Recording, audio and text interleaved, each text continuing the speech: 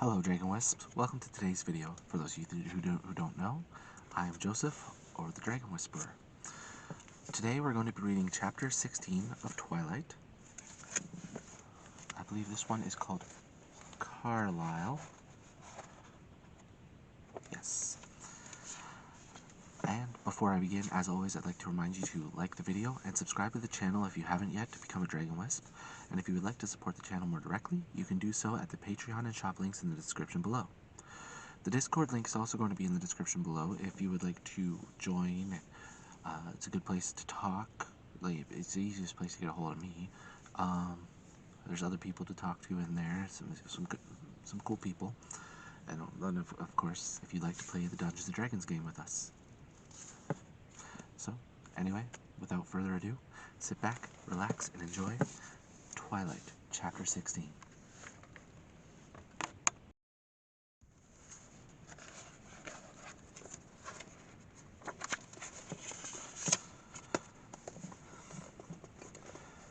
He led me back to the room that he'd pointed out as Carlisle's office. He paused outside the door for an instant. "Come in," Carlisle's voice invited. Edward opened the door to a high-ceilinged room with tall, west-facing windows. The walls were paneled again in a darker wood, where they were visible. Most of the wall space was taken up by the towering bookshelves that reached high above my head and held more books than I'd ever seen outside a library. Carlisle sat behind a huge mahogany desk in a leather chair. He was just placing a bookmark in the pages of a thick volume he held. The room was how I'd always imagined a college dean's would look, only Carlisle looked too young to fit the part. "What can I do for you?" he asked us pleasantly, rising from his seat. "I wanted to show Bella some of our history," Edward said. "Well, your history, actually." "We didn't mean to disturb you," I apologized. "Not at all. Where are you going to start?" "The wagoner," Edward replied, placing one hand lightly on my shoulder and spinning me around to look back toward the door we'd just come through. Every time he touched me, in even the most casual way, my heart had an audible reaction. It was more embarrassing with Carlisle there. The wall we faced now was different from the others. Instead of bookshelves, this wall was crowded with framed pictures of all sizes, some in vibrant colors, others dull monochromes. I searched for some logic, some binding motif the collection had in common, but I found nothing in my hasty examination.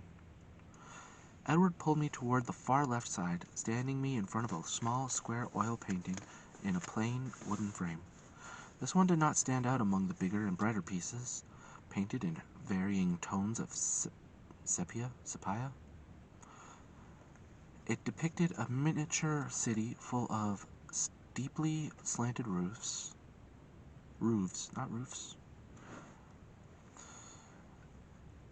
with thin spires atop a few scattered towers.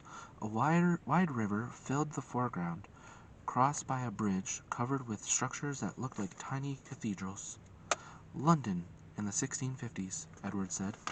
"The London of my youth," Carlisle added, from a few feet behind us. I flinched. I hadn't heard him approach. Edward squeezed my hand. "Will you tell the story?" Edward asked. I twisted a little to see Carlisle's reaction.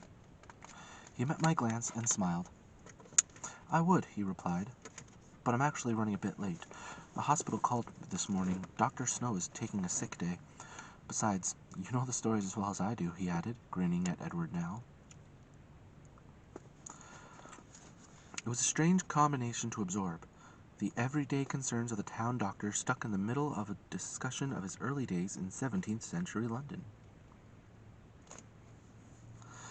It was also unsettling to know that he spoke aloud only for my benefit.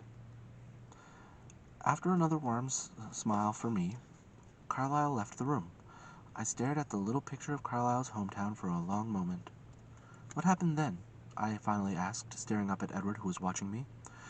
When he realized what had happened to him, he glanced back to the paintings, and I looked to see which image caught his interest now. It was a larger landscape in dull fall colors. an empty, shadowed meadow in a forest, with a craggy peak in the distance. When he knew what he had become, Edward said quietly, he rebelled against it. He tried to destroy himself, but that's not easily done. How? I didn't mean to say it aloud, but the word broke through my shock. He jumped from great heights, Edward told me, his voice impassive. He tried to drown himself in the ocean, but he was young to the new life and very strong. It is amazing that he was able to resist feeding while he was still so new. The instinct is more powerful then, it takes over everything, but he was so repelled by himself that he had the strength to try to kill himself with starvation. Is that possible? My voice was faint. No. There are very few ways we can be killed.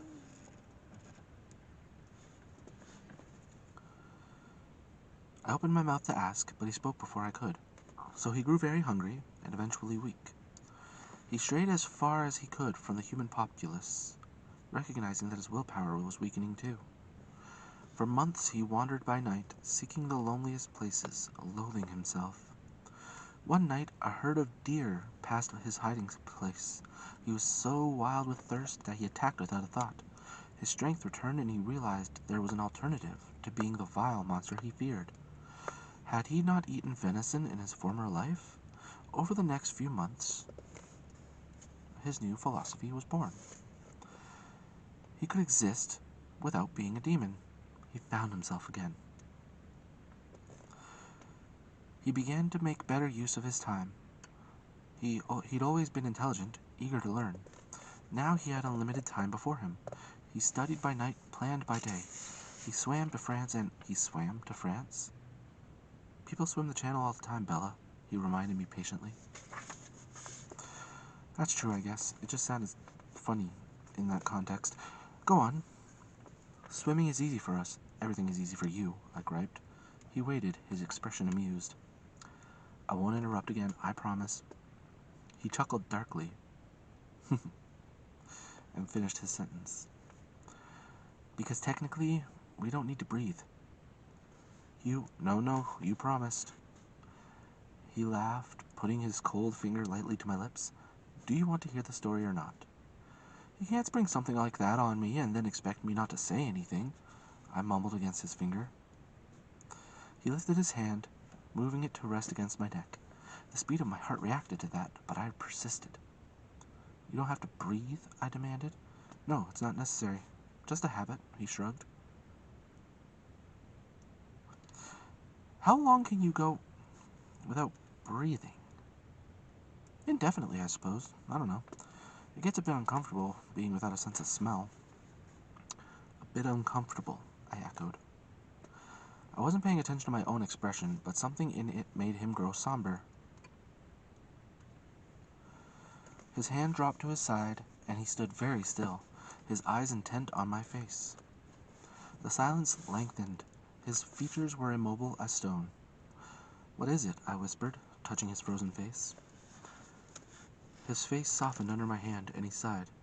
Keep waiting for it to happen. For what to happen?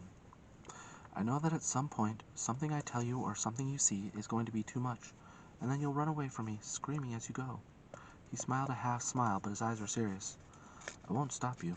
I want this to happen because I want you to be safe. And yet, I want to be with you. The two desires are impossible to reconcile. He trailed off, staring at my face, waiting. I'm not running anywhere, I promised. We'll see, he said, smiling again. I frowned at him. So go on. Carlisle was swimming to France. He paused, going back into his story. Reflexively, his eyes flickered to another picture. The most colorful of them all, the most ornately framed, and the largest. It was twice as wide as the door it hung next to. The canvas overflowed with bright figures in swirling robes, writhing around long pillars and off marbled balconies. I couldn't tell if it represented Greek mythology or if the characters floating in the clouds above them were meant to be biblical. Carlisle swam to France and continued on through Europe to the universities there. By night he studied music, science, medicine, and found his calling, his penance in saving humans' lives. His expression became odd, almost reverent. I can't adequately describe the struggle. It took Carlisle 2 centuries of torturous effort to perfect his self-control. Now he is all but immune to the scent of human blood, and if he is able to do the work he loves without agony,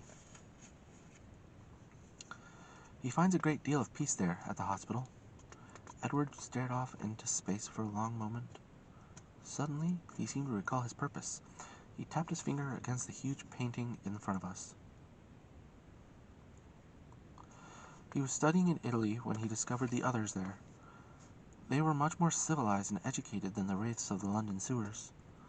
He touched a comparatively sedate quartet of figures painted on the highest balcony, looking down calmly on the mayhem below them. I examined the group carefully and realized with a startled laugh that I recognized the golden-haired man. Salamina was greatly inspired by Carlisle's friends. He often painted them as gods, Edward chuckled. Aro, Marcus, Caius, he said, indicating the other 3, 2 black-haired, 1 snowy white. Nighttime patrons of the arts. What happened to them? I wondered aloud, my fingertip hovering a centimeter from the figures on the canvas.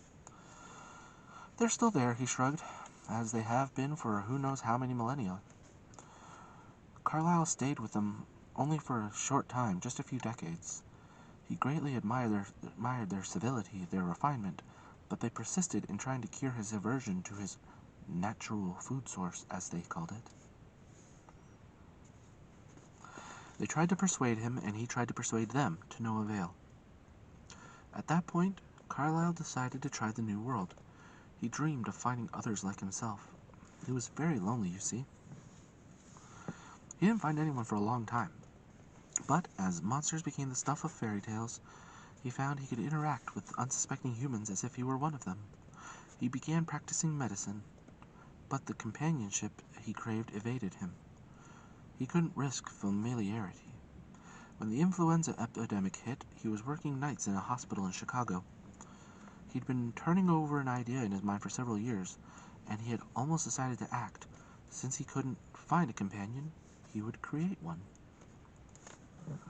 He wasn't absolutely sure how his own transformation had occurred, so he was hesitant, and he was loath to steal anyone's life the way his had been stolen. It was in that frame of mind that he found me. There was no hope for me. I was left in a ward with the dying. He had nursed my parents and knew I was alone. He decided to try. His voice, nearly a whisper now, trailed off. He stared unseeingly through the west windows. I wondered which images filled his mind now, Carlisle's memories or his own. I waited quietly. When he turned back to me, a gentle angel smile lit his expression. And so we've come full circle, he concluded. Have you always stayed with Carlisle, then? I wondered. Almost always. He put his hand lightly on my waist and pulled me with him as he walked through the door. I stared back at the wall of pictures, wondering if I would ever get to hear the other stories. Edward didn't say any more as we walked down the hall, so I asked, "Almost?" He sighed, seeming reluctant to answer. Well, I had a typical bout of rebellious adolescence about 10 years after I was born, creative, whatever you want to call it. I wasn't sold on his life of abstinence, and I resented him for curbing my appetite. So I went off on my own for a time. Really, I was intrigued rather than frightened, as I perhaps should have been. I couldn't tell. He could tell. I vaguely realized that we were headed up the next flight of stairs, but I wasn't paying much attention to my surroundings. That doesn't repulse you? No, why not, I guess. It sounds reasonable? He barked a laugh, more loudly than before. We were at the top of the stairs now, in another paneled hallway. From the time of my new birth, he murmured, I had the advantage of knowing that what everyone around me was thinking, both human and non-human alike. That's why it took me 10 years to defy Carlisle. I could read his perfect sincerity, understand exactly why he lived the way he did. It took me only a few years to return to Carlisle and recommit to his vision. I thought I would be exempt from the depression that accompanies a conscience, but I knew the thoughts of my prey. I could pass over their innocence and pursue only the evil. If I followed a murderer down a dark alley where he stalked a young girl, if I saved her, then surely I wasn't so terrible. I shivered, imagining only too clearly what he described. The alley at night, the frightened girl, the dark man behind her, and Edward. Edward as the hunted, terrible, and glorious, as a young god, unstoppable. Would she have been grateful, that girl, or more frightened than before? Probably more frightened. But as time went on, I began to see the monster in my eyes. I couldn't escape the debt of so much human life taken, no matter how justified. And I went back to Carlisle and Esme. They welcomed me back like the prodigal. It was more than I deserved. We'd come to a stop in front of the last door in the hall. My room, he informed me, opening it and pulling me through. His room faced south, with a wall-sized window like the great room below. The whole back side of the house must be glass. His view looked down on the winding Solduke River, across the untouched forest to the Olympic mountain range. The mountains were much closer than I would have believed. The western wall was completely covered with shelf after shelf of CDs. His room was better stocked than a music store. In the corner was a sophisticated-looking sound system, the kind I was afraid to touch because I'd be sure to break something. There was no bed, only a wide and inviting black leather sofa. The floor was covered with a thick golden carpet, and the walls were hung with heavy fabric in a slightly darker shade. Good acoustic, I guessed? He chuckled and nodded. He picked up a remote and turned the stereo on. It was quiet, but the soft jazz number sounded like the band was in the room with us. I went to look at his mind-boggling music collection. How do you have these organized? I asked, unable to find any rhyme or reason to the titles. He wasn't paying attention. By year and then by personal preference within that frame, he said absently. I turned and he was looking at me with a peculiar expression in his eyes. What? I was prepared to feel relieved, having you know about everything, not needing to keep secrets from you. But I didn't expect to feel more like that. I like it. It makes me happy. He shrugged, smiling slightly. I'm glad, I said, smiling back. I'd worried that he might regret telling me those things. It was good to know that wasn't the case. But then, as his eyes dissected my expression, his smile faded and his forehead creased. You're still waiting for the running and the screaming, aren't you? I guessed. A faint smile touched his lips, and he nodded. I hate to burst your bubble, but you're really not as scary as you think you are. I don't find you scary at all, actually, I lied casually. He stopped, raising his eyebrows in blatant disbelief. Then he flashed a wide, wicked smile. You really shouldn't have said that, he chuckled. He growled a low sound in the back of his throat.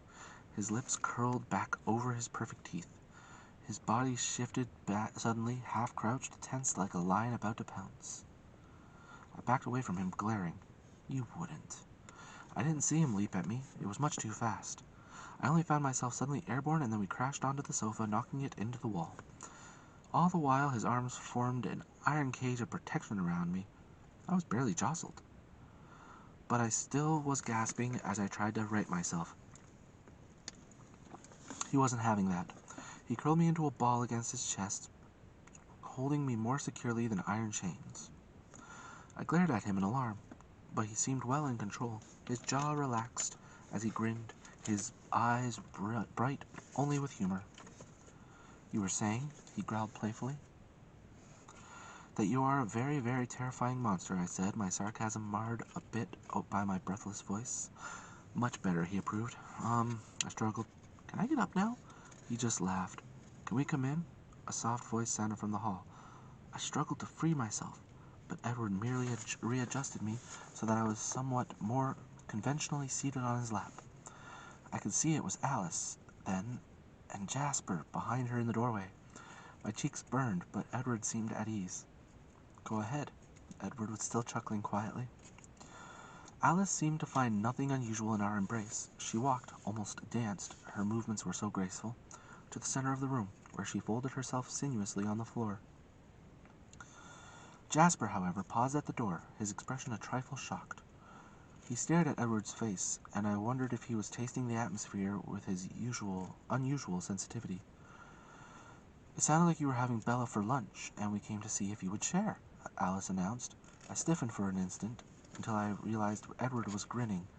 Whether at her comment or my response, I couldn't tell. Sorry, I don't believe I have enough to spare, he replied, his arms holding me recklessly close.